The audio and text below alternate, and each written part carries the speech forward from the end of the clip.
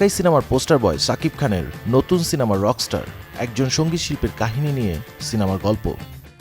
চাপ আছে আজকে একটা দিন। পরিচালক আজমান রুশো এই সিনেমার গানের জন্য বেছে নিয়েছেন দুই শিল্পী আহমেদ সানি ও পান্থ কানাইকে। কিং খান সাকিব খানের ছবিতে কাজ করতে পেরে ভীষণভাবে আনন্দিত এই দুই শিল্পী। যাদের কণ্ঠে উঠে আসবে এই সিনেমার গান, তাদের কণ্ঠে ছিল সাকিব খানের প্রতি মুগ্ধতা। এটা আসলে স্বপ্নের চেয়েও বেশি যখন সাকিব খানের মুভিতে এরকম আপনি বলা হয় যে আমাকে গান লিখতে, গান গাইতে। আমার কাছে মনে হয় সাকিব খান ইজ মানে এমন একটা মাটির বানানো ইয়ের মতো আর কি, যে মাটির বানানো কিছুর মতো সাকিব খান যে কোনো কিছুতে ট্রান্সফর্ম করতে পারে। মানে আমি বললাম না, আমিও ভাবতেছিলাম যে সাকিব খানের কি কেমন লাগবে, আমরা সারা জীবন দেখছি গুলি করছে বা রাফ অ্যান্ড টাফ, কিন্তু উনি যখন বসে পিয়ানো বাজায় গান গাইতেছে, ওনার চোখে মুখে দুঃখ, তখন মনে হয় যে ড্যাম, যে উনি তো born for the musician character. Shakib Khan হচ্ছে বাংলাদেশের একজন মেগাস্টার, যাকে আমি বলবো যে মানে এক কথায় যার কথা আসলে বলে শেষ করা যাবে না আর কি। মানে যিনি বিগত 27 বছর ধরে স্ট্রাগল করে মানে একই পজিশন ধরে রাখছে বাংলাদেশে, এরকম একজন নায়ক বাংলাদেশে একজনই আমার মতে। এই সিনেমায় প্রায় সবগুলো গানই লিখেছেন আহমেদ সানি। নিজের করা সুরেই গেয়েছেন একাধিক গান, নিজেই জানান গানগুলোর পেছনের গল্প। রুশো যখন আমাকে বললো যে আমার লিখতে হবে সাকিব খানের সিনেমার জন্য, তো আমার একটু বিশ্বাস করতে কষ্ট হয়েছে যে ইজ ইট রিয়েলি হ্যাপেনিং।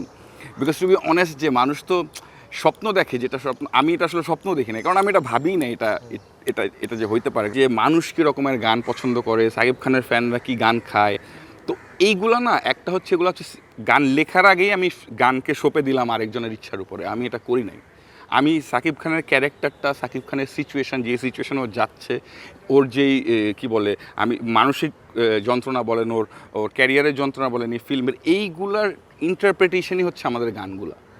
মানে এটা আসলে এমন আমি ভাইবে লিখি নাই যে এই গানটা কি আসলে মানুষ খাবে নাকি বা মানুষ হিট করবে নাকি, এইটা আমাকে অনেকেই বলছে। কিন্তু আমি রুশো আমরা একটা জায়গাতেই আসলে প্রথম থেকেই এইটা ঠিক করে রাখছি যে আমরা আসলে ডিরেইল হব না, আমরা যেটা করতে চাই আমরা ওইটাই করবো আর কি। সো ইভেনচুয়ালি আমরা কিন্তু পারছি ওইরকমই করতে, যে সবগুলা গান হচ্ছে আপনি দেখবেন যে ইট ক্যারিজ সামথিং, ইট ক্যারিজ সাম মিনিং, এবং ওই সিচুয়েশনের সাথে পুরো ফুল মুভির সাথে এটার একটা মানে সুন্দর কি বলে এটাকে, একটা সিম্বায়োসিস আছে আর কি সিনেমার মধ্যে। এদিকে প্রথমবারের মতো শাকিব খানের সাথে অভিনয় করতে যাচ্ছেন শিল্পী পান্থ কানাই। ক্যামিও চরিত্রে গল্পের এক বিশেষ মুহূর্তে দেখা যাবে পান্থ কানাইকে, গেয়েছেন একটি গানও। আসলে এই গল্পটা একজন মিউজিশিয়ানকে নিয়ে, একটা রকস্টারকে নিয়ে।